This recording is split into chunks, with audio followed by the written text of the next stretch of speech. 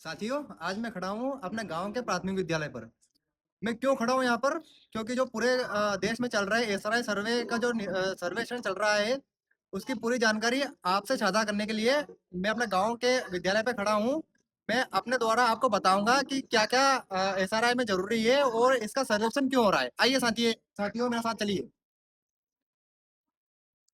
ये देखिए हमारे गांव की संस्थाएं हैं और हम जानते हैं 90 से इसका पूरा विश्लेषण। तो दादा बताइए एसआरआई क्यों जरूरी है, एसआरआई का फुल फॉर्म क्या है?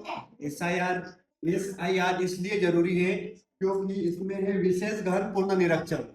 2003 के आधार पर जो मतदाता सूची है उसके आधार पर विशेष गहन पूर्ण निरीक्षण हो रहा है। जो 2003 के बाद जो नए वोटर आए हैं उनको उनके पिताजी के जो पिछले 2003 के हैं वो जानकारी उसमें अपलोड करना है। और आपको उसमें आधार कार्ड की जरूरत लगेगी।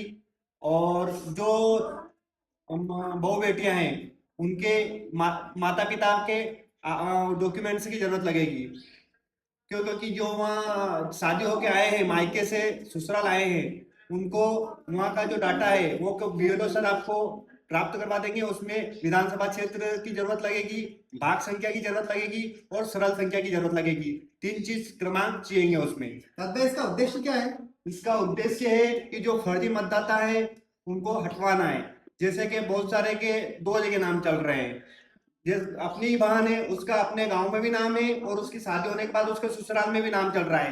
तो ऐसे 2 जगह वोट डाल रहे हैं, उनको अपन को एक जगह ही करवाना है। जो वो ससुराल में चली गई है तो उसको अपने पिताजी के आधार पर वहां पर विधानसभा क्षेत्र और भाग संख्या और सरल संख्या वहां पर उनको पहुंचवाना है और अपने यहाँ से हटवाना है। क्या क्या डॉक्यूमेंट चाहिए दादा इसमें? इसमें केवल आधार कार्ड की जरूरत है और आधार कार्ड के आधार पर हो जाता है। और मेन बीएलओ सर से आप जानकारी प्राप्त कर सकते हो। साथियों मैं बता दूं एसआरआई सर्वे इसलिए जरूरी है क्योंकि जो फर्जी हो रहे हैं वोट वगैरह आए दिन देखने को मिलते हैं कि वहां पे फर्जी वोट हो रहे हैं, हर पोलिंग बूथ पर फर्जी वोट होते हैं। तो उसको रोकने का कारण यही है क्योंकि एसआरआई सर्वे में पूरा डाटा एक साथ इकट्ठा होके विश्लेषण करके पूरा उसको एकत्रित करके आगे जो वोटर आईडी है वो बनाई जाती है। दो नाम चल रहे हैं अलग अलग जगह, तो दो नाम काट के एक ही नाम रहेगा, एक ही वोट डलेगा।